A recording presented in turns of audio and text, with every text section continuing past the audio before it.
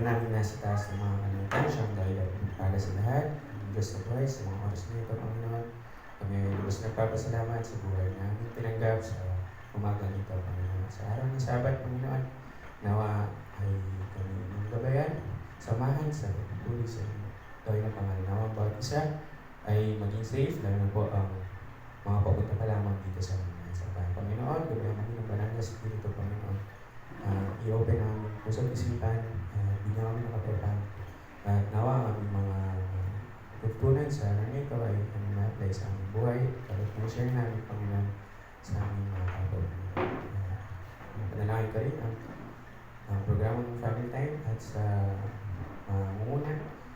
At gagamitin mo sa mga na si Sister Julie, Panginoon, na wala siya bigyan ng wisdom, Panginoon. Mga babamitin, sasabihin ay kalakasan, bigyan ng kalakasan sa bawat isa. Maraming salamat sa church at sa inyong mga pangawag. Pagwari kami sa mga pagwari para sa mga pangalan ng Jesus. Amen.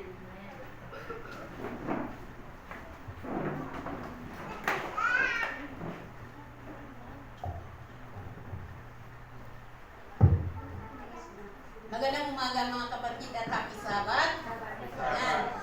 Welcome po ang ating mga bisita sa umaga nito. Meron tayong maraming bisita. Si Ma'am Hazel, si Ma'am Raquel, at itong nag-aamba. Nakasama ni Brother Lostre na candidate for baptism. Ayan, salamat kapatid na kayo po ay dumalo dito sa Rockville Church.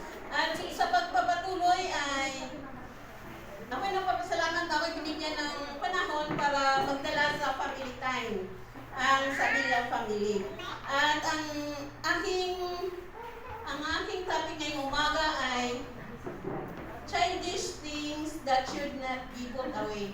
Mga kawalian ng bata na dapat hindi alisin kahit tayo ay tumatanda. Na makikita sa Matthew 18:1-5. Nang oras na yaon ay nagsilapit ang mga alagad kay Jesus na nagsasabi, sino nga baga ang pinakadakila sa kaharian ng langit? At pinalapit niya sa kanya ang isang maliit na bata na inilagay sa gitna nila. At sinabi, katotohanan sinasabi ko sa inyo, maliban kayo'y magsipalumbalik at maging tulad sa maliit na bata, sa anumang paraan ay hindi kayo magsisipasok sa kaharian ng langit. Sino man nga magpakababa na gaya ng maliit na batang ito ay siyang pinakadakila sa kaharian ng mga langit. At dito sa mga kagalian ng bata na ating pag-aralan ngayong umaga ay mayroong 5. Number 1, children loves presents and receive them gladly. Ang mga bata ay tumatanggap ng regalo na masaya, hindi niya inisip kung gaano ka malaki o mahalaga, maliit, mura lang o mahal. Basta nakatanggap siya, i-appreciate talaga niya yun. Hindi kagaya ng matanda na, ano ba yan? Baklaran naman to, hindi naman branded. Diba? Ganon. Yan ang sabi ng Panginoon na kagaya ng bata na lahat binibigay, thank you, kahit magkano lang, piso o gano'n, basta bibigyan, thank you ma'am, thank you mami na binigyan mo ako. Dapat yung ugali ng bata ay gayahin din natin kahit tayo ay tumatanda. Na lahat na regalo, basta yung heartily given, kailangan i-appreciate natin yun. Number 2, children are spontaneous, acting at once on what they understand. Yung mga bata daw, kung ano naiintindihan ay ginagawa agad. Diba? Ang mga bata ay, sila, open-minded. Yung, kung anong tinatanong, kailangan gusto sagutin. At saka, kung sabihan mo, kailangan, ginagawa nila kaagad. Hindi kagaya natin sa atin na, wait lang, minsan ganon, mamaya na. Kung anong naiintindihan nila, ay ginagawa kaagad. Number 3, children never stop asking questions. Diba? Ang mga bata talaga, kung hindi mo sinasagot, ano ba yan? Hindi talaga siya titigil na nagtatanong unless bigyan mo siya ng sagot. Hindi, ganun din ang Panginoon, nawa tayo ay palaging magsiksik ng sinisiksik natin ang katotohanan na minsan yung iba na talagang siya, yung matibay na sa pananampalataya, hindi na tumatanggap ng advice kasi siya parang pride nandiyan sa kanya, di ba? Yung mga mataas na ng mga pinag-aralan, bakit ako makikinig kay brother na ano naman yan, bagong baptize lang yun. Pero hindi mo masabi yung mga kapatid kasi meron kanya-kanya tayong talents, di ba? Ganyan lang siya, pero ginamit pa rin siya ng Panginoon. Dapat tayo na bawat isa ay makikinig, lalo sa church board. Merong panukhala siya. Tapos, kailangan pakinggan din natin kahit hindi man siya manalo doon sa, di ba, bubutuhan naman.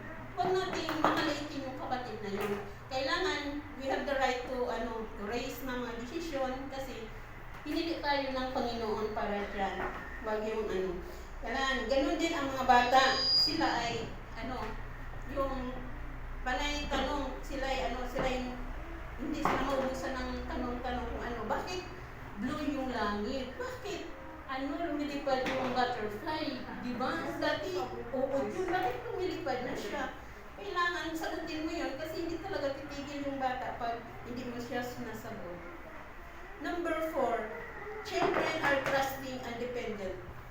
Yung bata ay talagang nagdidepende siya sa, mas lalo pag mami o daddy, kahit hinahagis mo siya ng palayo, hindi yun natatakot, di ba? Pag hinahagis mo siya, tuwa pa yun. Kung talagang mami niya or daddy or basta mahal niya sa buhay, nakilala niya na talagang hindi siya iiwanan, talagang nagdidepende siya doon sa mga mahal niya sa buhay. Yung minsan, hagis-hagis mo pa, sabi, uy, kasi malaglag. Papa ko naman, anak ko naman to. Yun ang bata ay talagang nagtitiwala sa mga mahal niya sa buhay o nakakatanda. Diba? Pag lola, kailangan ko ang sinasabi ng lola, sinusunod ng bata dahil alam niya, may respeto siya doon sa lola, sa ganun. Yan ang mga bata. Nawa, ganun din tayo kahit matanda. Nagtitiwala din tayo sa Panginoon na yan ang bigay sa atin ng buhay. Diba? Saliksikin natin ang katotohanan ng Bible, kailangan nating paniniwalaan kasi may promises ang Panginoon. Number 5, children love to play. Ito po ang pinakahuli mga kapatid. Ang mga bata talaga ay gustong maglaro. Kasi yung bata, hindi mo siya kayang papaupiin ng 5 oras dyan. Kasi may limit sila pag sabi doon sa nag-NGT kasi pag mag-storytelling ka, wag pahabain kasi wala na, nagkalikot na, nag-uusap na sila dyan. Kung kailangan may tayo din ng mag-storytelling tayo. At saka, yung sa gusto talaga ang bata na naglalaro. Yung gusto nila, masayahin sila, hindi sila na nabuboard.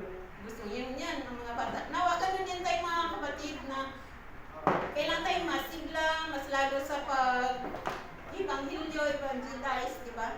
Hindi tayo na nakaupo lang hanggang sa pagdating ng Panginoon.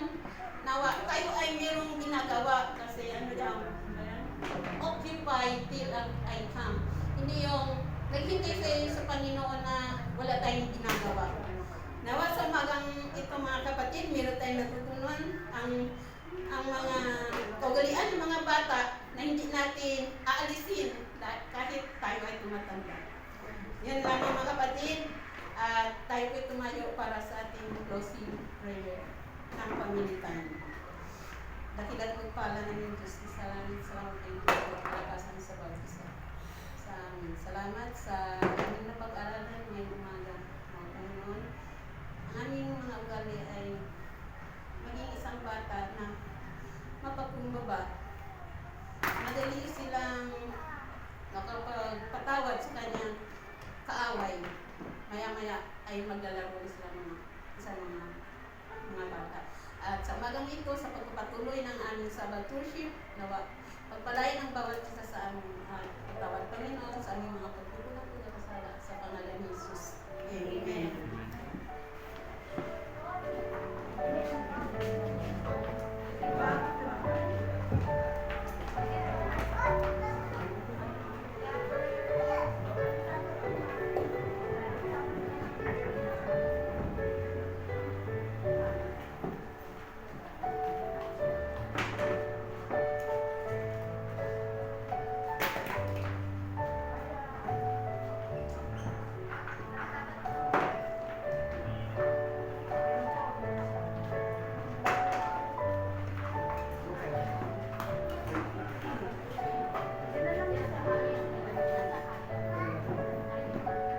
Yes.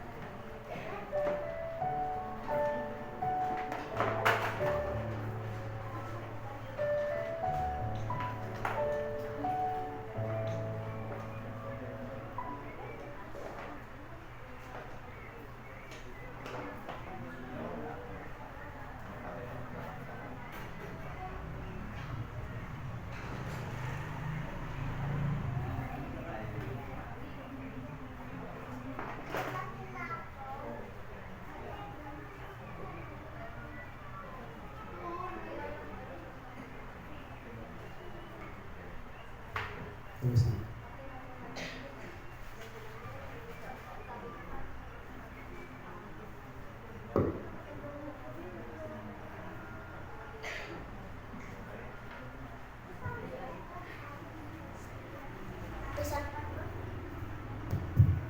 isabat po sa ating lahat. Bago po tayo magsimula sa ating pag-reading, tayo po muna ay manalangin. Ang manalangin. Salamat po sa araw na ito. Tulungan niyo po kami sa aming pag-awitan. Salamat po at sa mga blessings po na binigay niyo po sa amin at pagtulungin niyo po ang may sakit. In Jesus' name. Po sa ating unang active, dahil po sa buti ng SDA na 279 Sweet By and By.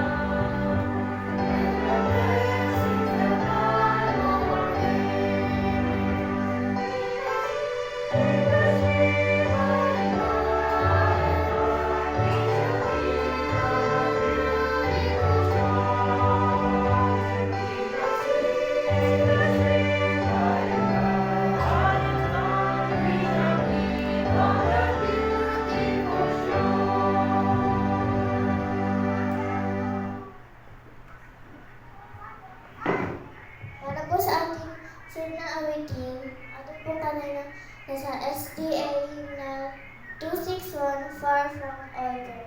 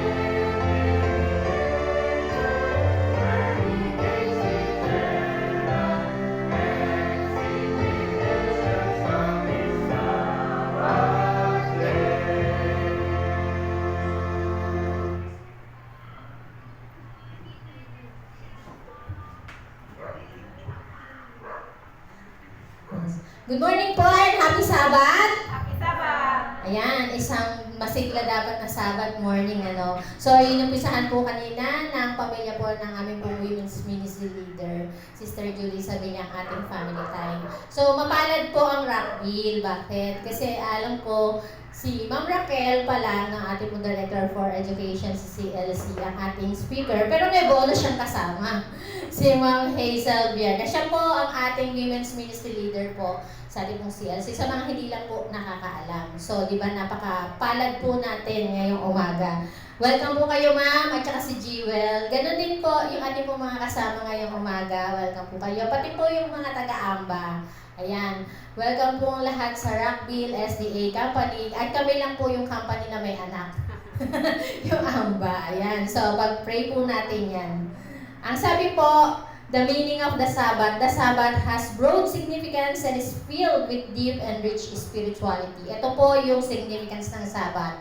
A perpetual memorial of creation, a symbol of redemption, a sign of sanctification, a sign of loyalty, a time of fellowship, and a sign of righteousness by faith. Yan po ang dahilan bakit tayo mga Seventh-day Adventists ay talagang ino-observe at ginagalang natin ang araw ng Sabat. Amen po ba? Amen! Sa umaga nito, ang mga nagsiganap nga po kaninang umaga sa family time, ang family niya, Sister Julie Sabilla. At ang welcome remarks po ay ang inyong lingkod, Sister Irene Baflor. Pagkatapos ko po opening prayer ay isa sa aming mga elder po, Brother Merlito Mendez. Mission Spotlight po na ipagkakalob ni Sister Mean Mendez. So magkakaroon din po tayo ng special feature. Ang ating pong tampok para sa Sabat na ito ay all about music. Yan, ipagkakalob po ng isa rin pong elder ng ating pong church. At siya din po ang ating music ministry leader, Brother Grandrev Baflor. Ang ating pong lesson review ay pagkakaloob ng ating pong butihing pastor ng distrito, Pastor Anthony Farren. At pagkatapos po ay closing prayer ni Sister Hanilat Mercado. Pagkakalooban po tayo ng natatanging bilang ng The Genesis Ladies before po natin marinig yung special feature ni Brother Grandrev Baflor. So yun lang po mga kapatid. Muli, tayo pong lahat ay ilagak ang ating lahat ng isipin, no? sa ating Panginoon. Ipagkaloob natin ang buong araw ng Sabat sa ating Panginoon at ipanalangin na ang banal na Espiritu po nawa ang siyang sumaatin sa mga oras na to hanggang sa buong maghapon na tayo ay papalaon at mamimigay ng mga libro. Ayan. So isang makasaysayang Hope Impact na naman po mga kapatid. Nawa, ang bawat isa sa atin sa mga oras na to ay malusog. Malusog. Pinagpala. Dahil tama naman, di ba? So, maging masaya tayo mga kapatid. At yung mga cellphone natin, kung maaari lang po, pwede po natin i-mute. Yung mga bata po ay atin lang po i-guide. So, maraming salamat. At muli ay Happy Sabbath.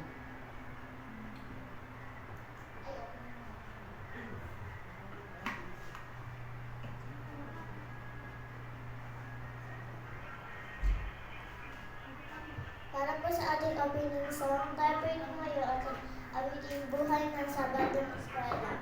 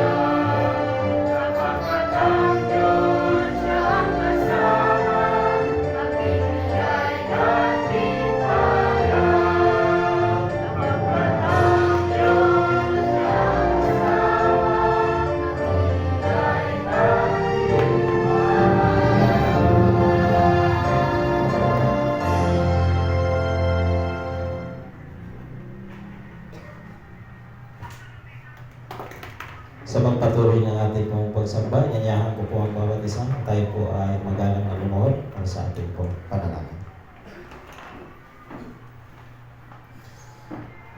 Dakila at mahabagin namin Diyos, Amang Banal ang tanay na sa mga langit. Salamat po ng marami Ama sa araw ng Sabat na inyo po ipinagkaloob sa bawat isa sa amin. Kung paano Ama kami ay inyong ipinagpala sa isang linggong nakalipas. At muli o Diyos, kami po ay samahan ng inyong po muna na Espiritu sa araw po ng aming pagsamba mula ngayong umaga hanggang sa paglubog ng araw.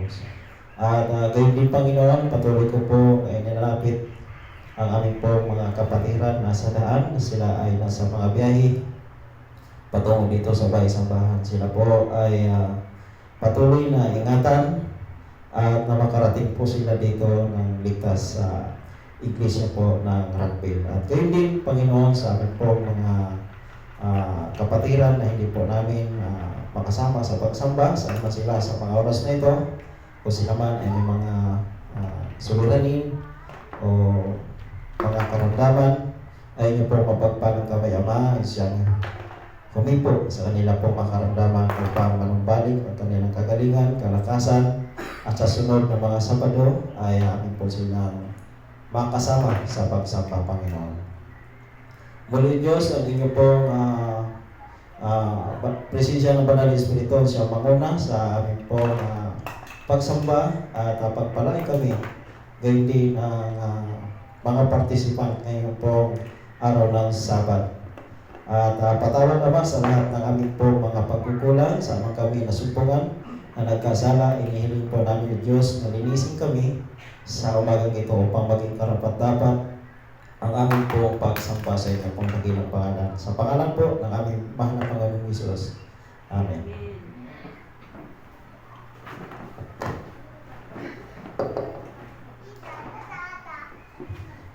Ayan, happy Sabat po sa ating lahat. Para ba sa ating mission story, tunghayan po natin ang video presentation na ang title ay yung babae na sinabi.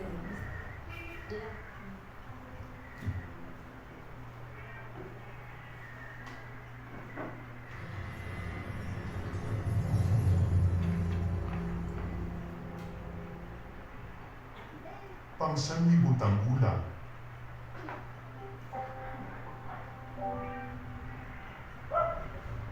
Mula sa sinasapian tungo sa kapayapaan, Cameroon, October 14. Ang ibig sabihin ng pangalang Salome ay kapayapaan. Ngunit ang kanyang buhay ay hindi mapayapa sa Cameroon. Siya ay nagdusa ng husto dahil sa demonic possession o sa pagsapi ng masamang espiritu. Nagsimula ang lahat noong naghahanda si Salome para sa kanyang entrance exam sa kolehiyo. Matalino naman si Salome pero 4 na beses siyang bumagsak sa exam. Kaya, naghanap siya ng guro para sa karagdagang tulong at sa unang klase pa lang ay inanyayahan siya ng guro na manalangin. Ang guro ay isang Adventist at sinabi nito na ang buhay na naaayon sa Diyos ay makakatulong sa kanya na makapasa sa pagsusulit. Pumayag si Salome, pero sa kanyang isipan ay namumuhay naman na siya kasama ng Diyos. Ngunit nang magsimulang magdasal ang guro ay nagsimulang sumigaw si Salome at magsabi ng mga kakilakilabot na bagay laban sa Diyos. Nagpatuloy ang pagdarasal ng guro hanggang sa kumalma si Salome. Wala siyang maalala sa nangyari. Sa sumunod na araw sa oras na kanilang pananalangin, ang dalaga ay sinapian muli at sumigaw laban sa guro at laban sa Diyos. Dito na nagsimulang mag-isip ni Salome na hindi siya nabubuhay kasama ang Diyos kaya't siya ay nagpasya na makipag-aral ng Biblia sa kanyang guro. Nagsimula siyang mamuhay ayon sa mga prinsipyo ng Biblia at nagpasya siya na magsimba. Pagkatapos, siya ay sinapian ng masamang espiritu sa loob ng kanyang tahanan. Paralisado si Salome at 3 oras na nanalangin ang kanyang kaibigan para bumalik siya sa normal.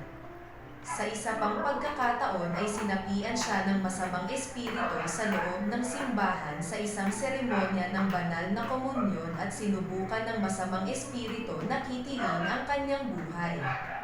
Sa bawat pag-atake ay napagtanto ni Salome na ang kaaway ay naiirita sa kanya, kaya nagpasya siyang tanggapin si Jesus sa pamamagitan ng bautismo. Sa araw ng kanyang binyag ay sinubukan pa rin siyang pigilan ng masamang espiritu, ngunit sa maraming paghihirap ay nakapasok siya sa baptismal pool.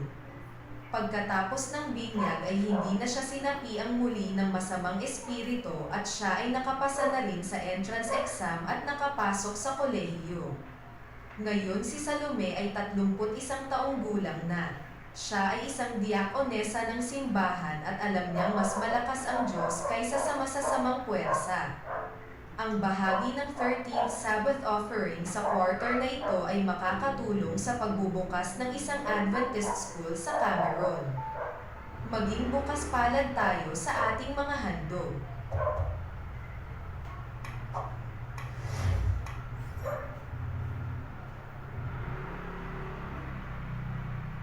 Ayan, so narinig niyo po yung title. Mula sa sinasabihan tungo sa kapayapaan. Narinig ko po yung title na to, parang hindi po ako makapaniwala kasi sinasabihan siya tapos tungo sa, ayan, kasi yung pangalan niya, ibig sabihin, kapayapaan. Tapos yung buhay niya daw is sobrang gulo. Tapos, hindi niya matukoy kung kapayapaan pa ba yung meron sa kanya. So, ang sabi sa kwento ay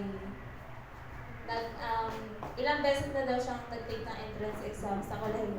Pero apat na beses na rin siyang bumagsak. At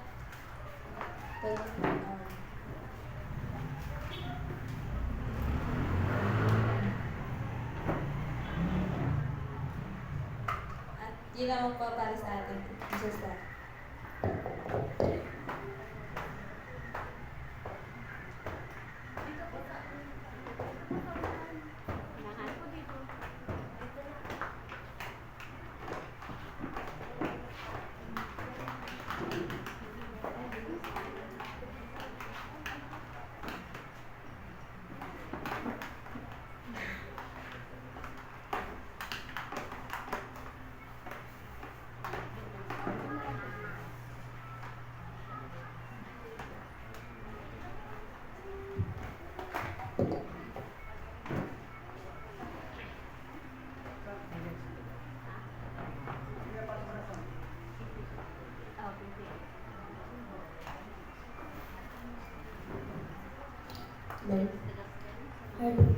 No.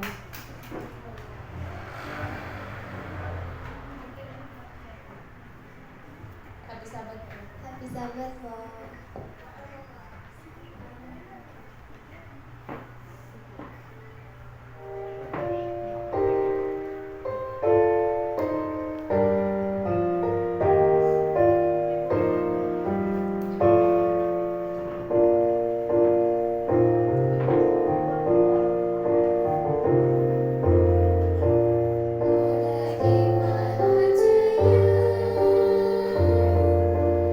Heal me,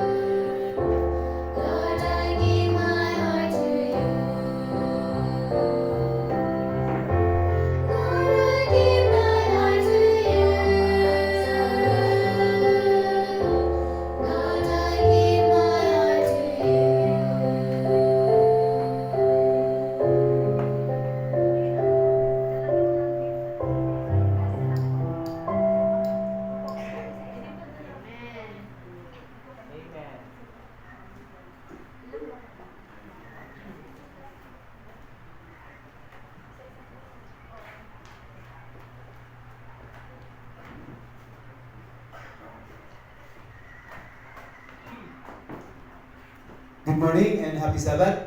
Ayan, ano po. Lord, I give my heart to you. I surrender all. Yung song na yan po mga kapatid ay nung nakaraang linggo, pinapractice po ito sa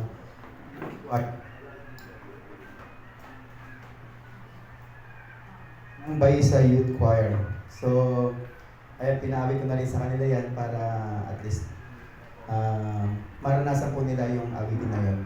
So ngayon mga kapatid, ako po ay naganap na special feature. At ang special feature ko mga kapatid, since matagal na po kasi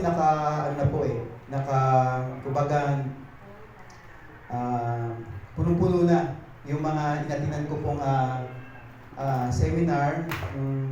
Kami po ay nagating ng music leader sa doon sa leadership sa music white convention doon sa may CLC mga kapatid. Ngayon, gusto ko lang po i-tackle.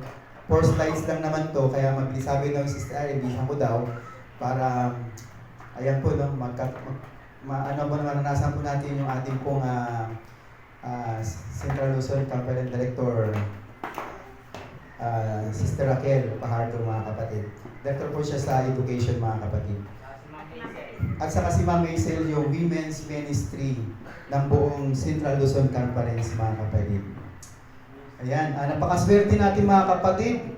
Bakit? Kasi nung last Sabat, director naman po ng publishing. Associate Director ng publishing, si Pastor Manny, ang nakasama natin yung Sabado. Ngayon po ay ang ating pong butihing directress naman po ng ating pong CLC Education. Ayan. I-share ko lang po ito mga kapatid na po. Ito pong i-share ko ay may binamagatang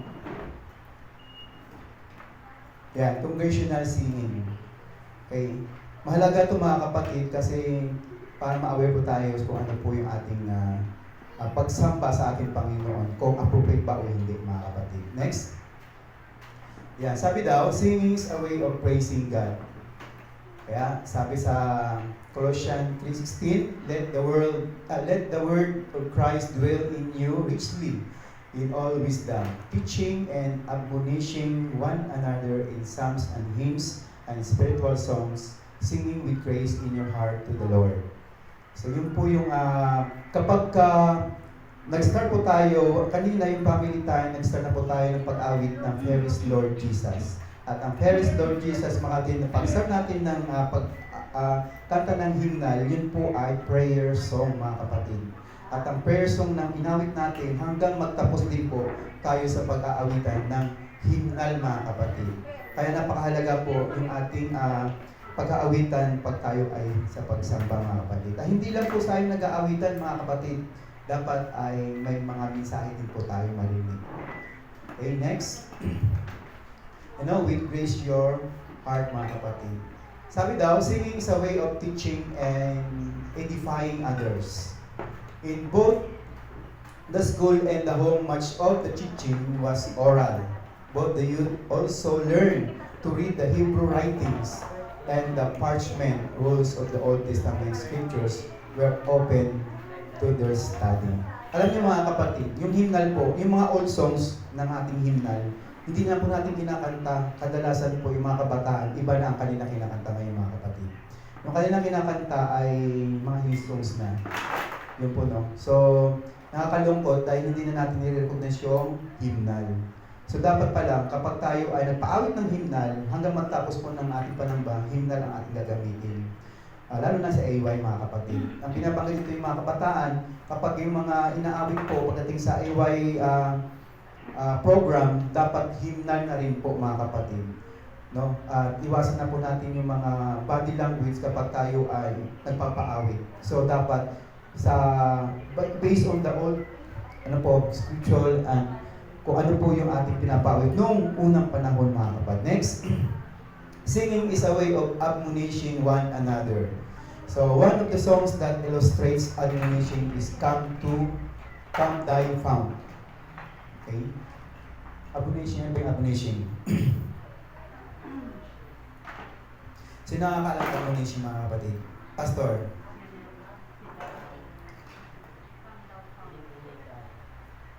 Okay? one of the songs that illustrates admonition is Come Thou Fount. Okay? Ito ay dapat, sabi doon, prone to wander, Lord, I feel it. Prone to leave the God I love. Sis, ano po sis? Oh, encouragement. Yun nga po, no? Here's my heart, O take and seal it. Seal it for thy courts above. Dapat, ang ating pong pagkanta ay ini-encourage natin yung bawat isa. Naalala ko dito yung tinuro sa amin ni Pastor Bong Pidakan, habang kumakanta po ay may nagsiselfone pa. Pero kahit naman nagsakanta siya, ay nagsiselfone siya, kumakanta pa rin siya. Pero hindi po yun yung way ng ating pag-awit. Dapat encourage natin yung ating katabi na awitin po yung ating mga hinaawit. Katulad ng mga himna, nakapokus po tayo sa ating pong pag-awit hanggang sa ito ay matapos. Kasi bakit po? Ito ay prayer song, mga kapatid. Prayer. Yung mga awitin ay prayer, mga kapatid. Next, singing is a way of expressing thankfulness to God.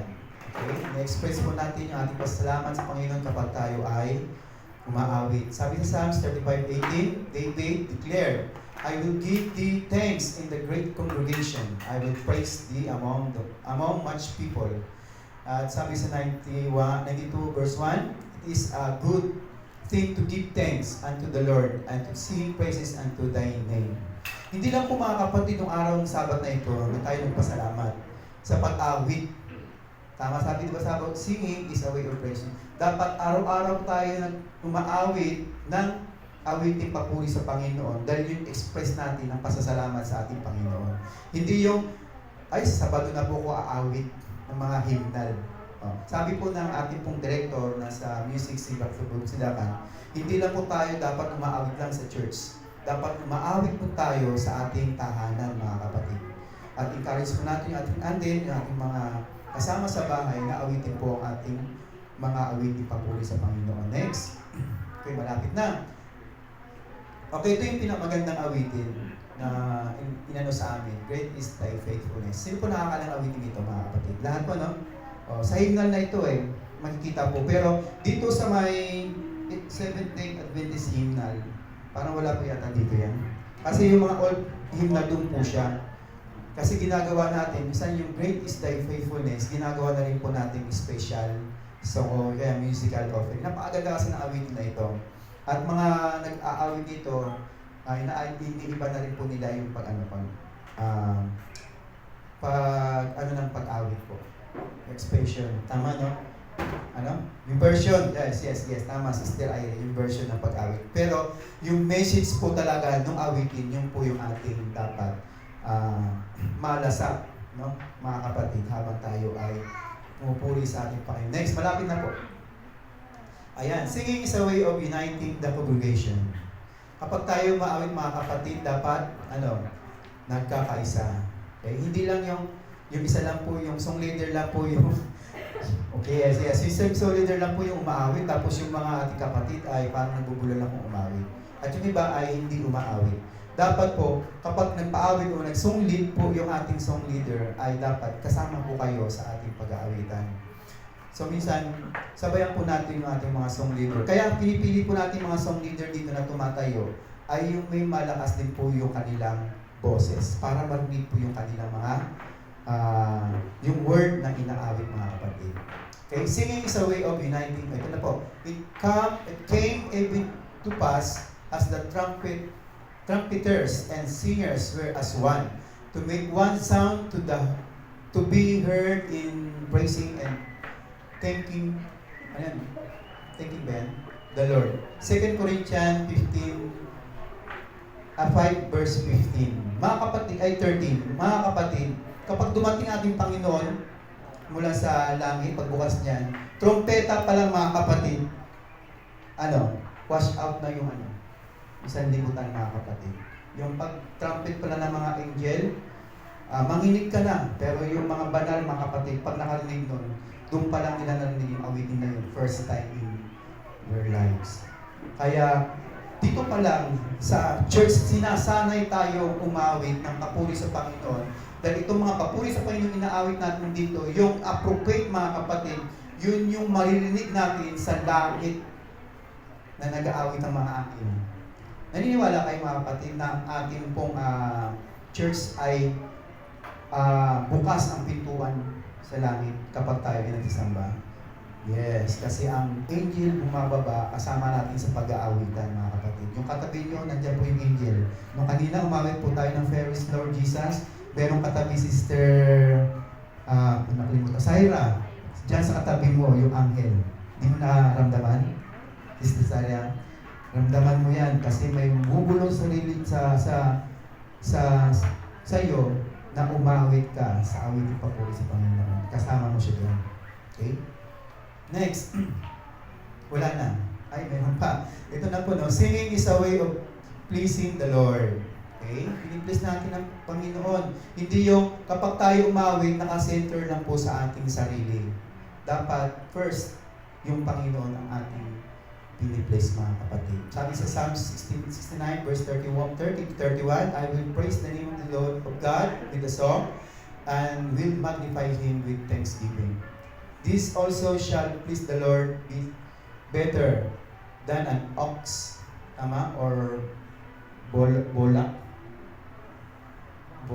o bullock that has horns and hooves. Ano po yan, may pastor? Yung ox, ano po to eh? Ano po yung ox? Yung ano? Yes. Oh, ganun do tayo mga kapatid. Pagka praise sa pangalan ng ating Panginoon. Okay? Next. Okay, yun na po. Ang ganyan na po tayo, no? Preparing for congregational singing. Ito po yung pag-prepare natin sa mga congregational singing. Yung congregational singing. Kung paano natin i-lead yung ating congregational singing sa pag-awit ng mga hymnal. Ano po yung kasunod po yan, mga hymnal na hindi ko na nilagay kasi yung time po ay para ma-compress po natin. So ito lang po yung aking ma-share sa special video. Sana nawang may nakapulong po yung aral na kapag tayo ay nagpapaawit o kaya tayo umaawit, dapat nakapokus tayo sa ating Panginoon to praise Him mga kapatid. I-lift natin ang ating Panginoon sa ating pag-aawitan, papuri sa ating Panginoon. Dahil ito ay prayer natin sa Panginoon. Yung ating pag-aawit, isa na rin pong prayer natin sa Panginoon na kapag tayo ay nandito. Ito lang po ang panalangin. Yes, salamat po sa lahat po ng mga nagsiganap ngayong Sabbath School natin, ngayong umaga. Yung mga Sabbath School secretaries po, pwede na po natin i-check yung mga attendance at kolektahin ang ating mga offerings. At after 5 minutes po, mag-start na po tayo sa ating pong Sabbath School review na pangungunahan po ng ating pong District Pastor, Pastor Anthony Farrell. Magandang umaga po muli at Happy Sabbath!